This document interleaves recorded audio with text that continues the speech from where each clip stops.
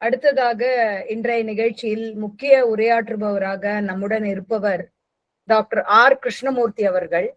Care Chidambaram academy of refinement and enrichment நிறுவனத்தின் நிறுவனர், இயக்குனர். டாக்டர் ஆர் கிருஷ்ணமூர்த்தி அவர்கள் கடந்த 18 ஆண்டுகளுக்கும் மேலாக மனவியல், கல்வி, சட்டம் மற்றும் சமூக சேவை துறைகளில் அர்ப்பணிப்புடன் பணியாற்றி வருபவர். மனநலம், கல்வி மற்றும் குடும்ப நலன் தொடர்பான ஆலோசனைகள் மூலம் 1500க்கும் மேற்பட்ட தம்பதிகள் குடும்ப ஒற்றுமையை மீட்டுள்ளார். 1000க்கும் மேற்பட்ட மாணவர்கள் மனச்சோர்வு மற்றும் மன அழுத்தத்திலிருந்து மீண்டுள்ளனர். பல தற்கொலை முயற்சிகளை தடுக்கவும் போதை பழக்கங்களிலிருந்து பலரை மீட்கவும் அவர் குறிப்பிடத்தக்க பங்கு வகித்துள்ளார்.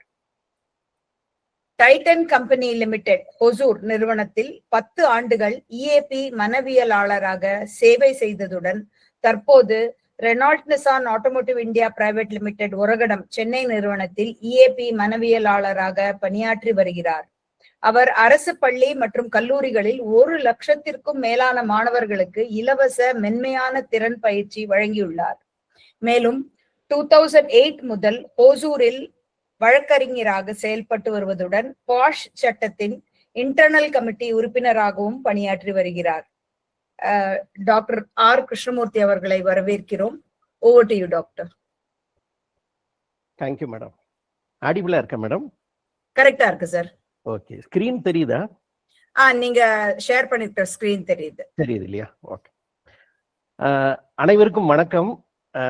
என்னுடைய பணிவான வணக்கங்களை முதல்ல நான் தெரிவிச்சுக்கிறேன். அப்புறம் இந்த வாய்ப்புக்கு ஸ்கிரீன் வந்து நீங்க இது பிரசன்டேஷன்னா நீங்க இது பிரசன்டேஷன் மோட்ல போயிடலாம். ஓகே.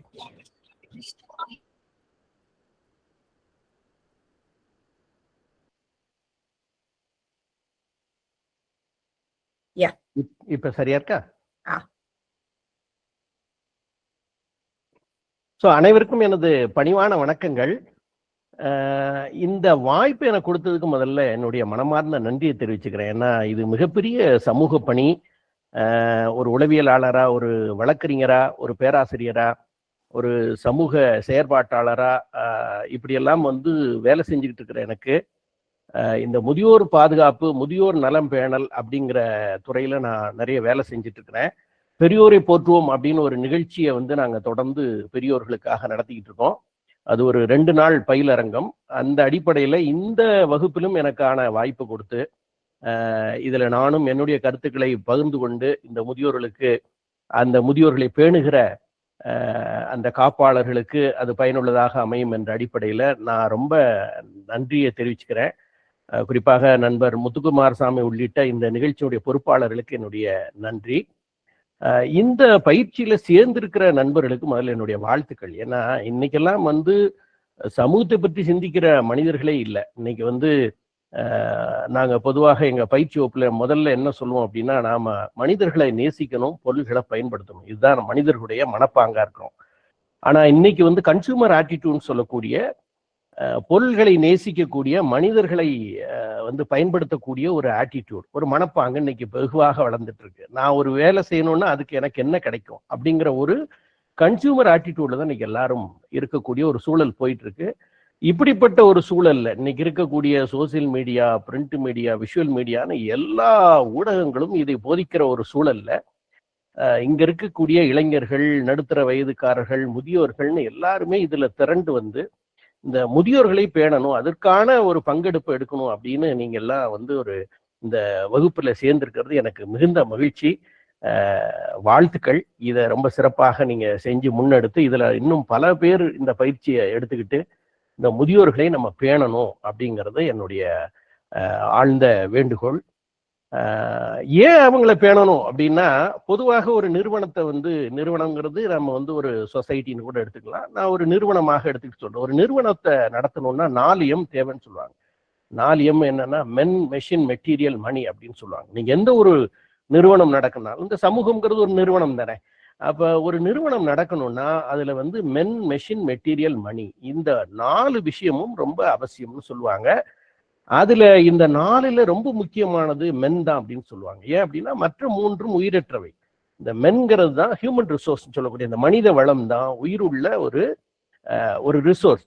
அப்ப இந்த மாதிரியான வளத்தை சரியாக பயன்படுத்திட்டாலே இந்த சமூகம் மேம்பட்டுரும். அப்ப மனித வளத்தை மேம்படுத்துவதுதான் இந்த சமூகத்தில் தலையாய நோக்கம். அதிலும் இந்த முதியோர்கள் ரிச் ரிசோர்சஸ்ன்னு நம்ம சொல்லுவோம். ஏன்னா அந்த முதியோருடைய அனுபவம் இருக்கு இல்லையா, அவங்களுடைய ரிச் எக்ஸ்பீரியன்ஸ் அண்ட் எக்ஸ்போஷர் இந்த சமூகத்துக்கு வழிகாட்டக்கூடிய மிகப்பெரிய சொத்து.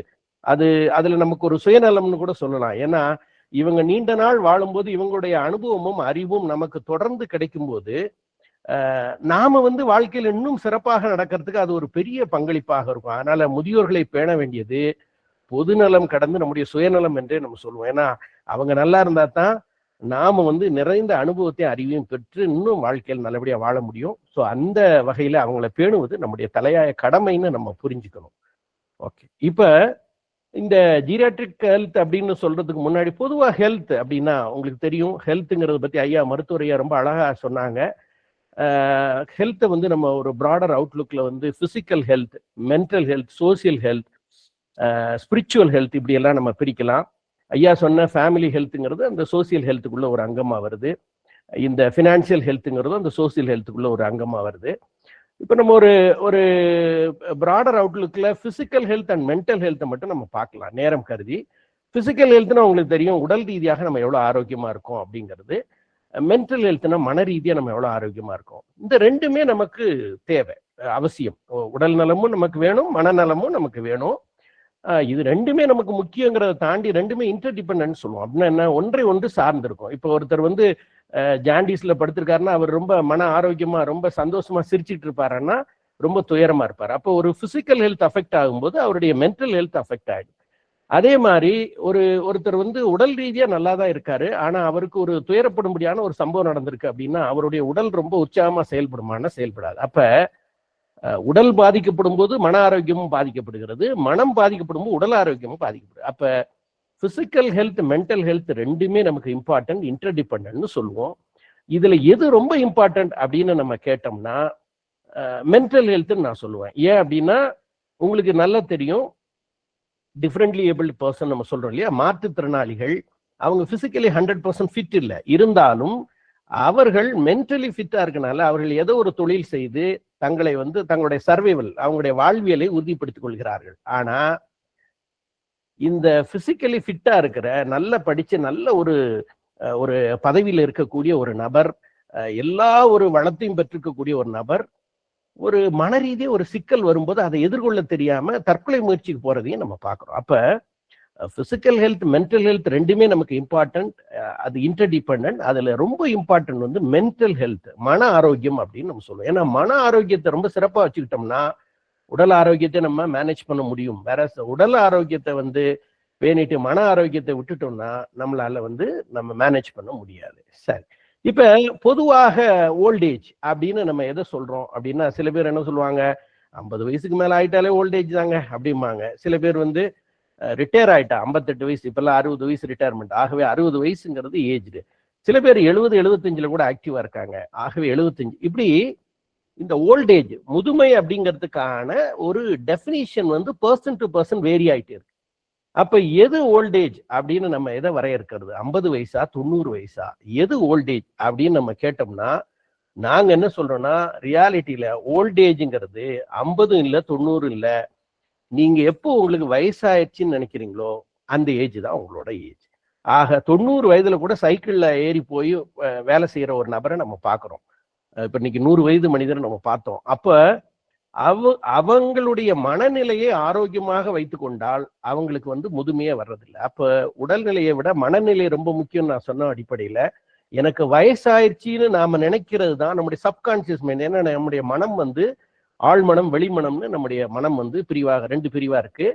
அப்ப நம்முடைய ஆழ் மனசுல நம்ம என்ன சொல்றோம்னா, நம்ம பேசும்போதே நம்ம முதியோர்கள் செய்யற தவறு என்னன்னா, முதியோர்கள்ங்கிறோட முதிய இளைஞர்கள், மூத்த இளைஞர்கள் நம்ம வச்சுக்கலாம்.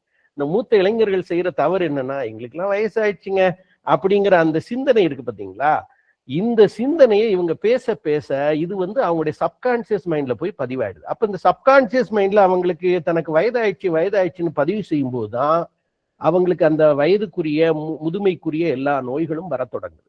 நாங்க பொதுவாக சொல்லுவோம், யாராவது ஒருத்தர் ஞாபக மறதி, எனக்கு ரொம்ப ஞாபகம் மறதிங்க அப்படின்னு சொல்லுவாங்க.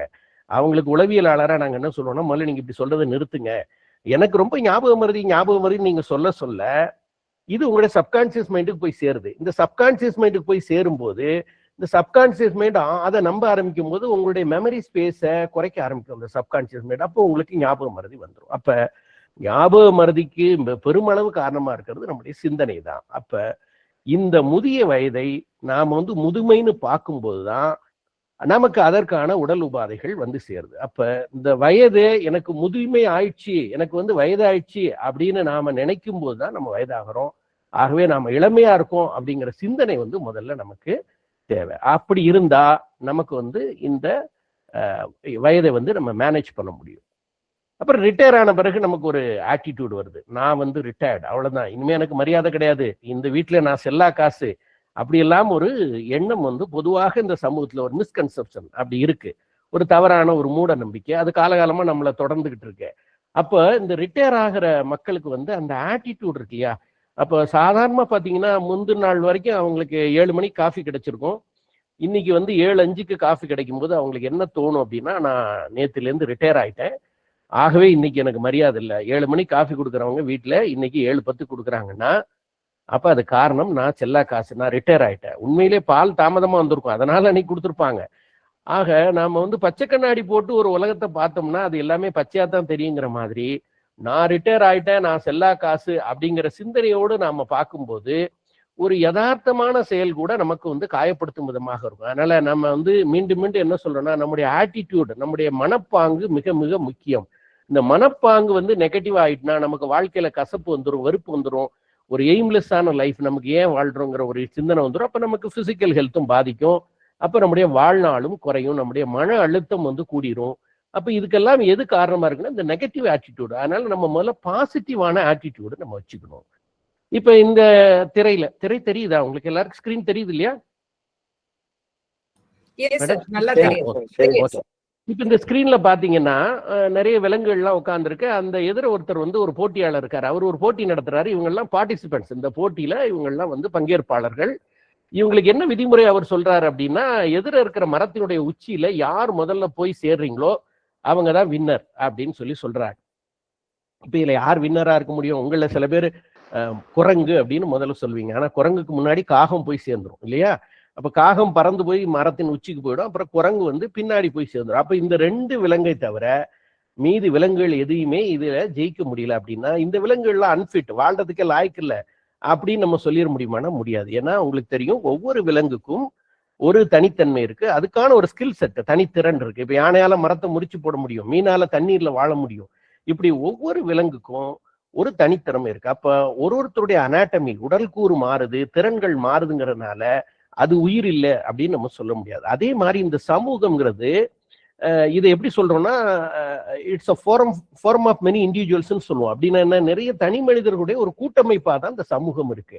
அப்ப இந்த சமூகத்துல பல பேர் இருக்கிறனால தான் இங்க வேலை நடக்குது. இப்ப நமக்கான உடையை நம்மளே தச்சுக்க முடியாது, நமக்கான செருப்பை நம்மளே தச்சுக்க முடியாது, நமக்கான வைத்தியத்தை நம்மளே பார்த்துக்க முடியாது, நமக்கான புத்தகத்தை நம்மளே அச்சிட்டு முடியாது. அப்போ இந்த சமூகத்துல டாக்டர், இன்ஜினியர், லாயர், டீச்சர்னு எல்லா ப்ரொஃபஷன்ல இருக்கிறவங்களும் அவங்களுடைய பங்களிப்பை செய்யறதுனாலதான் இந்த சமூகம் இயங்குது. அதே மாதிரி எப்படி அப்படி பல்வேறு ப்ரொஃபஷனல் இருக்கவங்க எல்லாம் இயங்குறதுனால இந்த சமூகம் இயங்குதோ, அதே மாதிரி இந்த சமூகத்துல குழந்தைகள், முதியவர்கள், நடுத்தர வயதுக்காரர்கள், பெண்கள், இப்படி பல்வேறு தளத்தில் இருக்கிற நபர்கள் இருக்கிறனாலதான் இந்த சமூகம் இயங்குது. அப்போ எல்லாருக்கும் அவங்களுக்குரிய பங்களிப்பு இருக்கு. இப்ப யானையால மரம் ஏற முடியல நம்ம அதனுடைய பலவீனமா பாக்குறத விட இந்த யானையால மரத்தை முறிச்சு போட முடியும்னு அதோட பலத்தை பார்த்தோம்னா அந்த யானையை பற்றிய நம்ம உண்மையை புரிஞ்சுக்க முடியும். அது மாதிரி ஒரு முதுமை என்பது ஒரு பலவீனம், அது உடல் ரீதியாக பலவீனப்படுற ஒரு வயது அப்படின்னு நம்ம பார்க்கிறோம். ஆனா அதனுடைய பலம் என்னன்னா, அந்த முதுமை என்பது அனுபவத்தின் தொகுப்பு. அந்த முதுமையினுடைய அனுபவம் மிகப்பெரிய வழிகாட்டி அப்படிங்கிறத நம்ம புரிஞ்சுக்கிட்டோம்னா, அப்ப அந்த பலத்தை நம்ம பார்த்தோம்னா எப்பவுமே நம்ம பாசிட்டிவ் சைடு பார்க்கணும், ஆப்டிமிஸ்டிக் வியூன்னு சொல்லுவோம். இப்போ ஒரு டம்ளர்ல பாதி அளவு தண்ணி இருக்கு அப்படின்னா அதுல பாதி அளவு தண்ணி இருக்குன்னு நான் சொல்றேன், நீங்க பாதி அளவு காலியா இருக்குன்னு சொல்றீங்க. ரெண்டுமே ஒண்ணுதான், உண்மைதான். பாதி அளவு காலியா இருக்குன்னு நீங்க சொல்றது உண்மை, பாதி அளவு தண்ணீர் இருக்குன்னு நான் சொல்றது உண்மைதான். ஆனா ரெண்டுக்கும் ஒரு பெரிய வேறுபாடு இருக்கு. பாதி அளவு தண்ணீர் இருக்கிறதுன்னு நான் சொல்லும் போது இருக்கிறதுங்கிற பாசிட்டிவ் சைட்ல நான் ஃபோக்கஸ் பண்றேன். அப்ப அதுக்கு பேர் ஆப்டிமிஸ்டிக் வியூன்னு சொல்லுவோம். இல்லை அங்க வெற்றிடமா இருக்குன்னு நீங்க சொல்லும் போது இல்லைங்கிற நெகட்டிவ் சைடு நீங்க ஃபோக்கஸ் பண்றீங்க, அதை பெசிமிஸ்டிக் வியூன்னு சொல்லுவோம். அப்ப எப்பவுமே நம்முடைய சிந்தனை ஆப்டிமிஸ்டிக்கா பாசிட்டிவா இருக்கணும். நான் வந்து இந்த சமூகத்துக்கு என்னுடைய பங்களிப்பை செலுத்திட்டு இருக்கேன், நான் வந்து இந்த சமூகத்துக்கான என்னுடைய உன்னதமான பணியை செஞ்சுட்டு இருக்கேன் அப்படிங்கிற சிந்தனை நமக்கு வந்ததுன்னா நாம நம்முடைய முதுமையை பாரமாக நினைக்க மாட்டோம். ஆனா நம்ம எல்லாருக்குமே அந்த முதுமை என்பது ஒரு நெகட்டிவ் அப்படிங்கிற ஸ்ட்ராங் ஆட்டிடியூட் இருக்கிறது தான் நம்முடைய பல்வேறு பிரச்சனைக்கு காரணம். அப்ப முதுமை நமக்கு பிரச்சனை இல்லை, முதுமையை நாம பார்க்கிற பார்வை தான் நமக்கு பிரச்சனை. அப்ப நம்ம என்ன பண்றோம்னா அந்த மற்றவர்களோடு கம்பேர் பண்ணிக்கிறோம். உளவியல் ரீதியா என்ன பண்றோம்னா, இளைஞர்கள் மாதிரி என்னால வேலை செய்ய முடியல, என்னால வந்து மூச்சு அரைக்குது, என்னால இந்த வேலை செய்ய முடியல, அந்த வேலை செய்ய முடியல, நடந்தா உடம்பு கூட வர மாட்டேங்குதுன்னு நம்ம எதையோ சொல்லி மற்றவர்களோடு ஒப்பிடுறோம். ஏன் இளைஞர் மாதிரி நீங்க வந்து ரேஸ்ல ஓடணும்னு நினைக்கிறீங்க? அந்த இளைஞரை போல நீங்க வந்து அந்த இளைஞரை வழிகாட்டுற அளவுக்கு உங்களுக்கு அனுபவம் இருக்கு, அல்லது உங்களை போன்ற அந்த அனுபவம் அந்த இளைஞருக்கு இல்லை. அப்படிங்கும்போது நாம ஏன் வந்து அந்த பாசிட்டிவ் சைடை பார்க்காம மற்றவர்களோடு பாசிட்டிவ நம்மளோட நெகட்டிவோட கம்பேர் பண்ணணும்? உடல் ரீதியாக நமக்கு சில பலவீனம் இருக்கலாம், ஆனா மன ரீதியாக அனுபவ ரீதியாக நம்முடைய அறிவு இந்த சமூகத்துக்கு பயன்படுகிற அந்த ஒரு பலம் வந்து நமக்கு இருக்குங்கிறத பார்த்துட்டு நாம நம்முடைய பொட்டன்ஷியல், நம்ம கிட்ட என்ன ஹிடன் பொட்டன்ஷியல் இருக்குங்கிறத பார்த்தோம்னா, அதை ஐடென்டிஃபை பண்ணோம்னா நாம வந்து சிறப்பாக நம்முடைய வாழ்நாளை கழிக்க முடியும். ஆனா நம்ம என்ன பண்றோம், யாரோடையாவது ஒப்பிடுறோம். ஈவன் முதுமையில கூட பாத்தீங்கன்னா, எனக்கெல்லாம் டயபெட்டிக் வந்துருச்சு, நான் வந்து இவ்வளவு சிரமத்துல இருக்கேன், என் வயசு தான் அவருக்கு ராமசாமிக்கு, ராமசாமிலாம் ஹெல்த்தியா இருக்காரு. நம்ம என்ன பண்றோம், ஏதோ ஒரு வகையில் பொருளாதார ரீதியாவோ உடல் ரீதியாவோ சமூக ரீதியாவோ நம்ம இன்னொருத்தரை பார்த்து நம்மளை தாழ்த்தி கொள்வதில் தான் நம்முடைய மனநலம் வெகுவாக பாதிக்கப்படுகிறது. அதுலதான் நம்முடைய உடல்நிலையும் தொடர்ந்து பாதிக்கப்படுகிறது. அப்ப முதல்ல அந்த ஆட்டிடியூடை நம்ம சேஞ்ச் பண்ணணும், நம்முடைய மனப்பாங்கை நம்ம மாற்றணும், ஆப்டிமிஸ்டிக் வியூல இருக்கணும். முதுமை என்பது ஒரு வரம், முதுமையனும் பூங்காற்றுன்னு அழகா ஐயா வந்து ஒரு தலைப்பு கொடுத்து ரொம்ப சிறப்பா எனக்கு முன்னாடி பேசிய நடராஜன் ஐயா அவர்களும் சரி, கண்ணையா ஐயா அவர்களும் சரி ரொம்ப அழகாக சிறப்பாக சொன்னாங்க. என்னுடைய வேலையும் சேர்த்து அவங்களே செஞ்சுட்டாங்க. அந்த அளவுக்கு ரொம்ப சிறப்பா சொல்லியிருக்காங்க. ஆக அந்த முதுமை என்பது ஒரு பூங்காற்று, அது ஒரு புயல் காற்று இல்லைன்னு நம்ம புரிஞ்சுக்கணும். அப்ப நம்முடைய அந்த முதுமையினுடைய பலம் என்ன அப்படின்னா, நம்ம ரோல் மாடலா இருக்கோம். ரோல் மாடல்னா என்ன, நம்ம மற்றவர்களுக்கு முன்மாதிரியா இருக்கோம். வயதானவர்களை எல்லாரும் வணங்குறாங்க, அவங்களுடைய இதை வந்து பின்பற்றுறாங்க, அவங்களுடைய வார்த்தைகளை கேட்டு நடக்கிறாங்க, அறிவுரை கேட்டு நடக்கிறாங்க. அப்ப இந்த வயதானவர்கள் என்பவர்கள் ஒரு டஸ்ட்பின் கிடையாது, அவர்கள் வந்து வேண்டத்தகாதவர்கள் கிடையாது, இந்த சமூகத்தில் மதிக்கத்தக்கவர்கள், மற்றவர்களுக்கு முன்மாதிரியாக இருக்கிறவங்க. அப்ப அதை நம்ம உணராதுதான் காரணம். இப்ப நீங்க யானை வந்து ஒரு பலமான விலங்குங்கிறது உங்களுக்கு தெரியும். ஆனா அந்த யானை என்ன பண்ணிட்டு இருக்கும் அப்படின்னா, கடை வீதியில வாழைப்பழத்தை பிச்சை எடுத்துட்டு இருக்கும். அப்ப அந்த யானை நினைச்சா அந்த வாழைத்தாரை பிடிங்கி சாப்பிட முடியும். ஆனா அந்த யானைக்கு விலங்கு காலில் இல்லை, அதனுடைய மூளையில இருக்கு. நம்மளால இந்த வாழைப்பழத்தை பிச்சை எடுத்துதான் சாப்பிட முடியும்னு அந்த யானை நம்புகிறது. ஆகவே இந்த பாகன் பேச்சை கேட்டு இந்த வாழைப்பழத்தை பிச்சை எடுத்துருக்கு. அது மாதிரி இந்த முதிய வயதுல நம்ம செல்லா காசு, நம்மளை இனிமே வீட்டுல எல்லாரும் மதிக்க மாட்டாங்க, சமூகத்துல எல்லாரும் மதிக்க மாட்டாங்க, நமக்கான அங்கீகாரம் இருக்காது அப்படின்னு நம்மளை தாழ்த்திக்கிட்டு நம்முடைய திறமைகளை நம்ம வீணடிச்சிடறோம். நம்முடைய அனுபவம் என்பது ஒரு 80 வயது முதியோருடைய அனுபவத்தை ஒரு இளைஞன் பெறணும்னா 80 வருஷம் அவன் காத்திருக்கணும். அப்ப அந்த அனுபவம் என்பது நாம இந்த சமூகத்துக்கு கொடுக்கக்கூடிய மிகப்பெரிய சொத்து. இவ்வளவு நாளும் நம்ம வந்து வயிற்றுக்காக வேலை செஞ்சோம்னு நான் சொல்ல வர்றது சர்வைவல், நம்முடைய பிழைப்புக்காக, நம்ம வாழ்வியலுக்காக வேலை செஞ்சோம். அப்போ அது வந்து நம்ம ஒரு தொழில் செஞ்சிருக்கலாம், ஒரு அரசு நிறுவனத்துல இருக்கலாம், தனியார் நிறுவனத்துல இருக்கலாம், என்ன வேணா இருக்கலாம். ஆனா அது எல்லாமே நம்முடைய வாழ்வியலுக்காக நம்ம செஞ்ச வேலை. ஆனா ஆஃப்டர் ரிட்டையர்மெண்ட் நம்ம பண்ற வேலை வந்து இந்த சமூகத்துக்கான பணி. அது நம்முடைய வாழ்வியலுக்கு மட்டுமல்லாம மற்றவருடைய வாழ்வியலை மேம்படுத்தக்கூடிய மிகப்பெரிய சமூக பணியை நம்ம செஞ்சுக்கிட்டு இருக்கோம். ஆக நம்முடைய பணி ரொம்ப சிறப்பானதுன்னு நம்ம நம்பணும். நம்ம எல்லாருக்கும் ரோல் மாடலா இருக்கும். நம்மளுடைய அனுபவத்தை பார்த்து இன்னைக்கு பல இளைஞர்கள் அதை எடுத்துக்கிட்டு வாழ்க்கையில நல்லபடியா வாழ்றதுக்கு நம்ம வந்து வழிவகுக்கிறோம் அப்படின்னு சொல்லி நம்மளே தட்டி கொடுத்துக்கிட்டோம்னா, நாம ரோல் மாடலா இருக்கோங்கிற அந்த உண்மையை புரிஞ்சுக்கிட்டோம்னா நமக்கு வந்து ஒரு பலவீனம் வராது, மன ரீதியான அழுத்தம் வராது. ஆப்ரஹாம் மாஸ்லோன்னு சொல்லி ஒரு பெரிய சைக்காலஜிஸ்ட் இருந்தாரு. நீங்க உடனே ஒரு உளவியலாளர்னா இவர் ரொம்ப பியூர் சைக்காலஜி பாடம்லாம் எடுக்கிறாரு அப்படின்னு நினைச்சுக்க வேண்டாம். இது ரொம்ப எளிமையான தத்துவம் தான், நீங்க எல்லாரும் புரியுற மாதிரி சொல்றேன். ஆப்ரஹாம் மாஸ்லோ அப்படிங்கிற ஒரு சைக்காலஜிஸ்ட், அவர் வந்து நீட் ஹைரார்கி தியரி அப்படின்னு ஒரு கோட்பாடு சொன்னார். அது என்ன அப்படின்னா மனிதனுடைய தேவை அடுக்கு கோட்பாடு அப்படின்னு சொன்னார். அது என்ன அப்படின்னா, ஒரு மனிதனுடைய தேவையை வந்து அவர் 5 அடுக்காக பிரிக்கிறார். ஒரு முக்கோணம், நீங்க ஸ்கிரீன்ல பாத்தீங்கன்னா ஒரு முக்கோணம் தெரியுது. அந்த முக்கோணத்தை 5 பகுதிகளாக அவர் பிரிச்சிருக்காரு. அந்த முக்கோணத்தினுடைய முதல் பாகம், அதாவது கீழே இருந்துதான் ஒரு மனிதனுடைய தேவைகள் இப்படி 5 விதமா இருக்கு. அதனுடைய முதல் தேவை, ஒரு மனிதன் கீழே இருந்து தொடங்குறான், இந்த முக்கோணத்தினுடைய கீழ்ப்பாகத்துல இருந்து தொடங்குறான். முதல் தேவை பிசியாலஜிக்கல் நீட், அதாவது உடலியல் தேவைகள் அப்படின்னு அவர் சொல்றாரு. அப்போ ஒரு மனுஷன்னா அவன் மூச்சு விடணும், தண்ணி குடிக்கணும், சாப்பிடணும், தூங்கணும், கழிப்பறைக்கு போகணும், இப்படியான ஒரு உடலியல் தேவைகள் தான் ஒரு மனிதனுக்கு முதல் தேவை அப்படின்னு அவர் சொல்றாரு.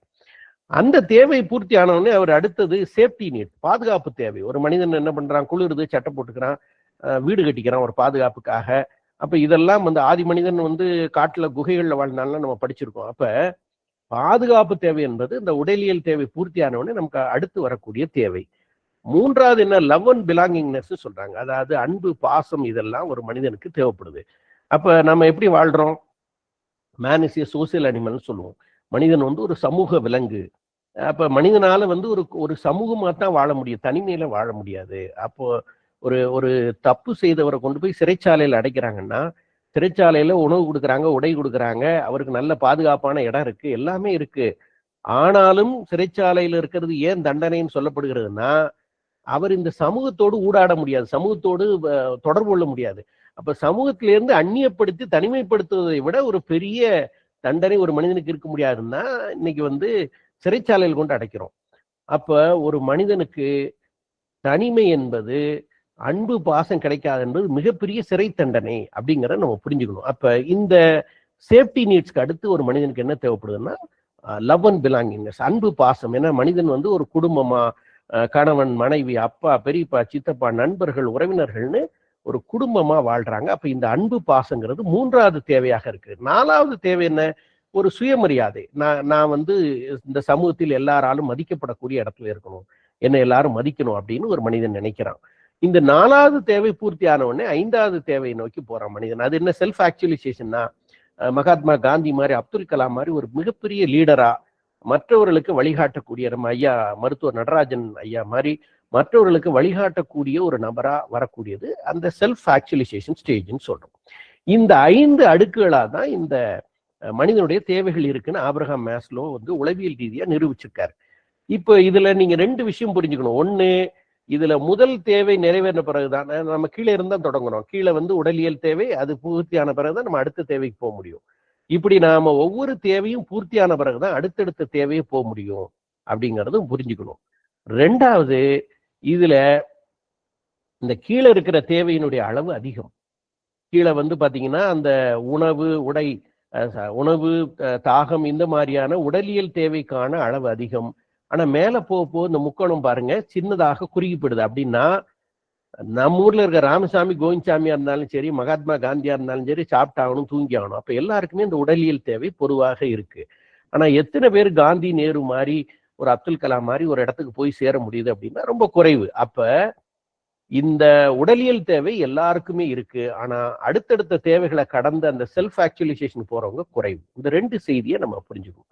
இப்ப இதுல நாம எந்த இடத்துல இருக்கோம் அப்படின்னா, நீங்க ஆன்லைன் செஷன்ல இருக்கோம்னு நினைக்க கூடாது. நாம செல்ஃப் எஸ்டீம் ஸ்டேஜ்ல இருக்கோம். நாம நம்முடைய உடலியல் தேவைகள் பூர்த்தியாயிருக்கு, நமக்கான சேஃப்டி நீட்ஸ் பூர்த்தியாயிருக்கு, நமக்கான அன்பு, பாசம் இதெல்லாம் கிடைச்சிருக்கு, நமக்கான குடும்பம், உறவுகள், நட்பு இதெல்லாம் இருக்கு. நமக்கு ஒரு சமூகத்துல ஒரு அங்கீகாரம் இருக்கு. நம்ம ஒரு வேலை செய்யக்கூடிய நபர், இல்லை ஒரு தொழில் செய்யக்கூடிய நபர், அல்லது நம்ம ஒரு நல்ல நண்பர், இப்படியான ஒரு அங்கீகாரம் நமக்கு கிடைச்சிருக்கு இந்த சமூகத்துல. இந்த செல்ஃப் எஸ்டீமை தாண்டி செல்ஃப் ஆக்சுவலைசேஷன் சொல்லக்கூடிய ஸ்டேஜுக்கு நம்ம போகணும். நம்ம மிச்சம் இருக்கிற வாழ்நாளை இந்த சமூகத்துக்கு பங்களிக்கணுங்கிறதுக்காக தான் நம்ம இந்த மாதிரியான பயிற்சி வகுப்பெல்லாம் நம்ம பங்கெடுத்துக்கிறோம். ஆக நாம செல்ஃப் எஸ்டீம் ஸ்டேஜில் இருக்கோம், செல்ஃப் ஆக்சுவலைசேஷனை நோக்கி நம்ம போய்கிட்டு இருக்கோம். இப்ப நம்ம முக்கியமா கவனிக்க வேண்டியது என்னன்னா, நீங்க இந்த செல்ஃப் எஸ்டீம் ஸ்டேஜில் இருக்கணும்னா நீங்க அதுலயே நீங்க நிரந்தரமா இருக்கணும்னா கீழே இருக்கிற தேவைகள் உங்களுக்கு பூர்த்தி ஆயிருக்காங்கிறத நீங்க உறுதிப்படுத்திக்கணும். உதாரணமா, காலையில உணவு சாப்பிடாம ஒருத்தர் வேலைக்கு வந்திருக்காருன்னு வச்சுங்க. அவர் பக்கத்துல இருக்க நண்பர் ஏதோ ஒரு கேள்வி கேட்கிறாரு, இவர் பதில் சொல்றாரு, அவருக்கு புரியல, திருப்பியும் கேள்வி கேட்கிறாரு. இவர் கோவமா எத்தனை முறையா அவனுக்கு பதில் சொல்ல அறிவு இருக்கா அப்படின்னு திட்டுறாருன்னா, என்ன நான் பெருசா கேட்டேன், இந்த ஆள் இவ்வளவு கோவப்படுறான்னு அந்த நண்பர் அவர் கோவிச்சுக்கிறாரு. அப்ப பிரச்சனை இவர் கேட்ட கேள்வியோ சொன்ன பதிலோ இல்லை, அவர் பசியோடு இருக்காரு. அப்ப அவருடைய உடல் தேவை பூர்த்தி ஆகாத போது அவருக்கு இந்த மாதிரி கோபமா பதில் சொல்ல வருது. அப்ப அவருடைய உடல் தேவை பூர்த்தி ஆகலைன்னா அவருடைய பிஹேவியர் சேஞ்ச் ஆகுது. அப்ப அவரு குடும்பத்துல ஒரு மனைவியோட சண்டை போட்டு வேலைக்கு வந்திருக்காரு அப்படின்னா, அந்த இரிட்டேஷன்ல இருக்கும்போது ஒருத்தர் கேள்வி கேட்டா கோபமா பதில் சொல்றாரு. அப்ப என்ன, லவ் அண்ட் பிலாங்கிங்னஸ் கிடைக்கல. ஸோ இப்படி நம்ம இந்த கீழே இருக்கிற தேவைகள் சரியாக பூர்த்தி ஆகலைன்னா நாம செல்ஃப் எஸ்டீம் ஸ்டேஜ்ல இருக்க முடியாது. இப்ப முதியோர்களுடைய சிக்கல் அதுதான். ஒண்ணு, அவங்களுக்கு பிசியாலஜிக்கல் நீட்ஸ் பூர்த்தி ஆகல, ஏதோ ஒரு வகையில ஐயா சொன்ன மாதிரி தாகம் இருக்கும், அந்த தாகத்துக்கு தண்ணி கிடைக்கல அப்படிங்கிற மாதிரி சிக்கலா இருக்கலாம். இல்ல அவங்களுக்கு ஒரு இன்செக்யூர்ட் ஃபீல் இருக்கும், எனக்கு சேஃப்டி இல்லை, நான் என்னுடைய எனக்கு பென்ஷன் கூட இல்லை, நான் பாரமா இருக்கேன், இந்த மாதிரியான இன்செக்யூர்ட் ஃபீல் இருக்கும்போது அந்த சேஃப்டி பார்ட் டேமேஜ் ஆயிருக்கும். என்னை யாரும் அன்பா பேசுறதில்ல, என் பேர பிள்ளைகள் கூட ஒரு வார்த்தை எங்கள்கிட்ட பேசுறது இல்லை. இந்த ஏக்கம், அன்பு பாசத்துக்கான ஏக்கம் இருக்கும். செல்ஃப் எஸ்டீம் சுத்தமா இருக்காது. நாங்க அவ்வளவுதான், இனிமே நாங்கெல்லாம் டஸ்ட்பின் தான். ஸோ இதனாலதான் அவங்க ஒட்டுமொத்தமாக எல்லா தேவைகளும் புறக்கணிக்கப்படும் போதுதான் நோயாளியாக மாறுகிறாங்க. அப்ப இது எல்லா தேவையும், அவங்களுடைய physiological needs, safety needs, love and belongingness, self esteem, இது எல்லாத்தையுமே அவங்க சரியாக பாதுகாத்துட்டாங்கன்னா அவங்கள நம்ம செல்ஃப் ஆக்சுவலைசேஷன் ஸ்டேஜுக்கு கொண்டு போக முடியும். சுருக்கமா சொல்லணும்னா, நம்ம தமிழ்ல பசி வந்தால் பத்தும் பறந்துடும் சொல்லியிருக்காங்க. அப்ப நம்முடைய தேவைகள் பூர்த்தி ஆகாதப்ப நம்முடைய பிஹேவியர் சேஞ்ச் ஆகுங்கிறத நம்ம புரிஞ்சுக்கணும், அதை நம்ம சரி பண்ணிக்கணும். ஸோ இன்னும் நிறைய நம்ம இதை தொடர்ந்து பேச போறோம். ஏன்னா இன்னும் அடுத்து ஒரு ரிசோர்ஸ் பர்சன் பேச வேண்டியிருக்கனால நேரம் கருதி நான் இன்னைக்கு இந்த சில செய்திகளோடு முடிச்சுக்கிறேன். அடுத்தடுத்ததுல உளவியல் ரீதியா நாம நம்முடைய மனநலத்தை எப்படி வச்சுக்கணும், குறிப்பாக பெரியவர்கள் எப்படியெல்லாம் மனநலத்தை பாதுகாக்கணும், அவங்கள பார்த்துக்கிற கேர்டேக்கர்ஸ் நீங்க எப்படியெல்லாம் பாதுகாத்துக்கணும், அவங்களுடைய உளவியல் எப்படி இருக்கும், அவங்களை எப்படி ஹேண்டில் பண்ணணும் அப்படிங்கிறது எல்லாமே உளவியல் ரீதியாக ரொம்ப நுட்பமா நம்ம இனி வரக்கூடிய காலங்களில் நம்ம வகுப்புகளில் பேசுவோம். இதுவரைக்கும் நான் பேசுனதுல ஏதாவது கேள்விகள் இருந்தா நீங்க கேட்கலாம். ஹேண்ட் ரைஸ் பண்ணீங்கன்னா நம்ம கேள்விகளுக்கு பதில் சொல்லலாம். Thank you doctor. கொஸ்டின்ஸ் எதுவும் இருந்ததுன்னா நாங்க குரூப்ல எடுத்துட்டு அதை உங்களுக்கு அனுப்புறோம். பிகாஸ் டைம் கருதி I request that. Thank you so much doctor. ரொம்ப அழகா டைம்க்கு கரெக்டா முடிச்சு கொடுத்துட்டீங்க. ரொம்ப இன்ட்ரெஸ்டிங்கா இருந்தது. Thank you so much. Thanks a lot.